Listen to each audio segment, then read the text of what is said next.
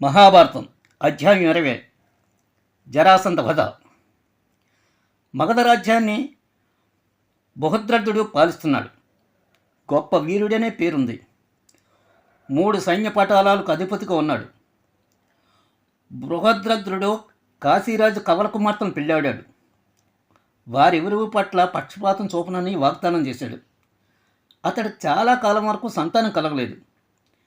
తనకు ముసలితనం రావడంతో రాజ్యాన్ని మంత్రులకు అప్పగించి తన 2 భార్యలతో అడవులకు పోయి తపస్సు చేయడం ప్రారంభించాడు.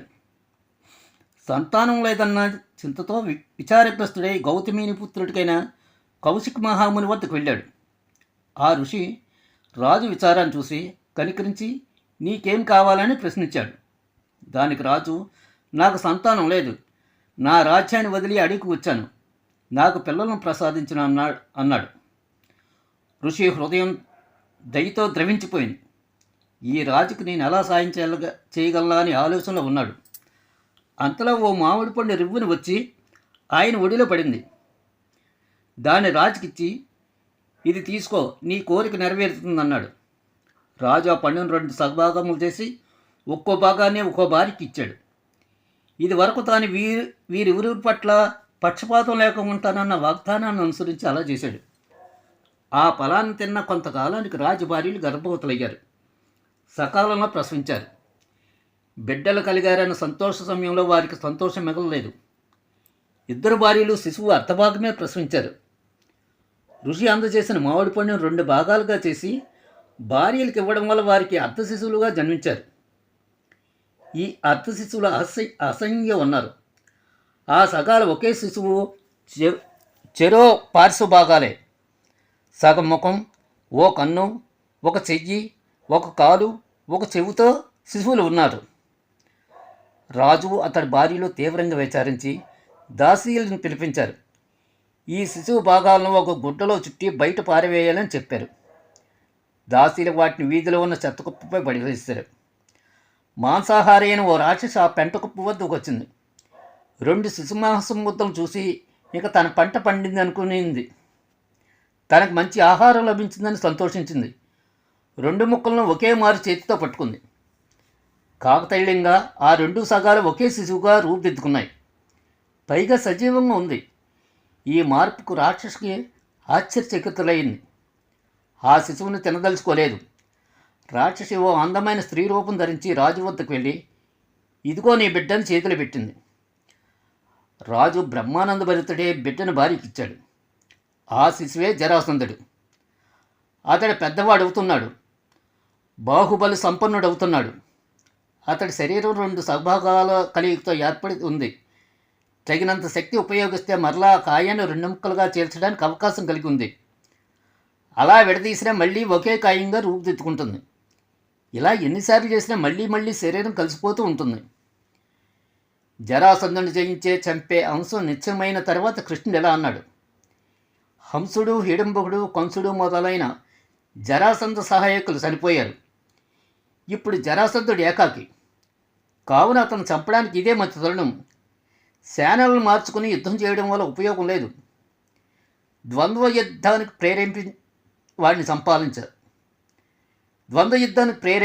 చంపాలి అన్నాడు. ఆ కాలపు క్షత్రియ ధర్మాన్ని అనుసరించి ఆయుధంతో కానీ నిరాయుధుడైనా కానీ ద్వంద్వ యుద్ధాన్ని పిలిస్తే సమ్మతిస్తారు. నిరాయుధ యుద్ధం అంటే ముష్టి యుద్ధమే. పిడికళ్లకు బరువైన సంచులు బిగించి చేసేది. లేకపోతే అది కుస్తీ అయినా కావచ్చు. క్షత్రియ ధర్మయుక్త కుస్తీ యుద్ధంలోనే జరాసంధుని చంపడానికి కృష్ణుడు పాండవులను నిశ్చయించారు. జరాసంధుడికి దుశ్శకునాలు కనిపిస్తున్నాయి. వీటి పోగొట్టుకున్నాడికి బ్రాహ్మణులతో శాంతి పౌష్టిక కర్మలు చేస్తున్నాడు. అతడు కూడా ఉపవాసాది కర్మలతో ప్రాయశ్చిత్తం చేసుకుంటున్నాడు. శ్రీకృష్ణ భీమార్జునులు నిరాయుధులై జరాసంధుడి కోటలోకి ప్రవేశించారు. ఆ వచ్చిన వారి తేజస్సును గొప్పదనాన్ని చూసి జరాసంధుడి వారిని ఎవరో మహానుభావులను గుర్తించి వారిని సౌగౌరవంగా ఆహ్వానించాడు. జరాసంధుడి వారి యోగక్షేమాలను వివరించాడు. భీమార్జునులు మౌనంగా ఉండిపోయారు. వారి పక్షాన్ని శ్రీకృష్ణుడే. వీరిరువురు ప్రస్తుతం వారి మత సంబంధమైన వ్రతదీక్షను అనుసరించి మౌనంగా ఉన్నారు. అర్ధరాత్రి అయిన తర్వాతనే మాట్లాడతారు అన్నాడు. జరాసంధుడు వారి ముగ్గురిని తన అగ్నిహోత్రశాలలో ఆహ్వానించి తాను కోటలోకి వెళ్ళాడు.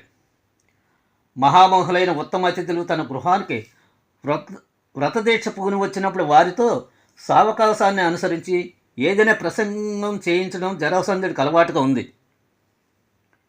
అందువల్ల అర్ధరాత్రి సమయంలో వారిని దర్శించడానికి వెళ్ళాడు. వారి నడవడిక గమనించిన జరాసంధుడికి ఓ విధమైన అనుమానం కలిగింది. వారి చేతులపై వింటి నారీ మచ్చలు, కణుపులు కనపడ్డాయి. వారిలో క్షత్రియులకు ఉండే రాజస్వం కనిపిస్తుంది. జరాసంధుడు వారిని వాస్తవం చెప్పమని కోరాడు. మేము నీకు శత్రువులో, ఈ క్షణమే నీతో యుద్ధాన్ని కోరుతున్నాం. మాలో ఎవరైనా నీకు ఇష్టమైన వారిని ఎన్నుకొని యుద్ధానికి రా అన్నాడు భీమార్జునుడు. ఆ వచ్చిన ముగ్గురు ఎవరో పూర్తిగా అర్థం చేసుకున్నాడు జరాసంధుడు. కృష్ణుడా, నీవు పశువుల కాపరివి. అర్జునుడు చిన్నవాడు, భీముడు బలశాలి అనే పేరున్నవాడు కనుక భీముడితో యుద్ధం చేస్తానన్నాడు. భీముడు బలశాలి అనే పేరున్నవాడు కనుక భీముడితో యుద్ధం చేస్తాను.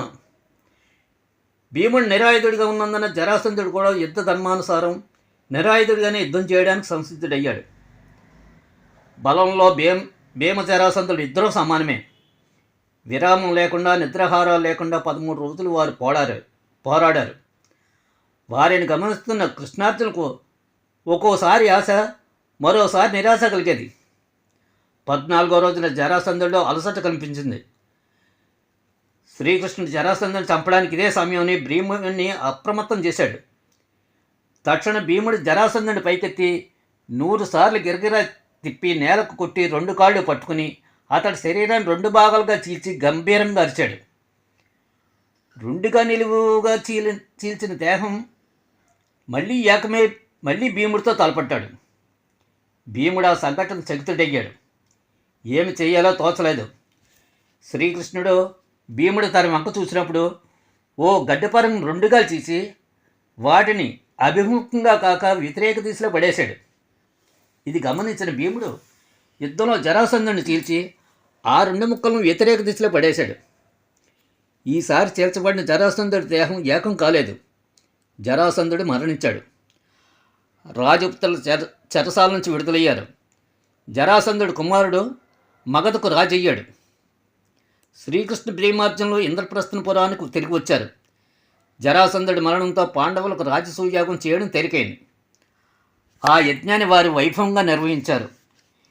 యుధిష్ఠిరుడు చక్రవర్తి స్థాయిని పొందాడు. కానీ ఈ ఉత్సవంలో ఆనందాన్ని ఆవిరి చేసిన ఓ సంఘటన జరిగింది. ఉత్సవం పూర్తవుతున్న సమయంలో సభాసదుల మధ్య ఉన్న శిశుపాలుడు అసందర్భంగా ప్రవర్తించాడు. శ్రీకృష్ణుడి కోపాగ్ని గురై మరణించాడు.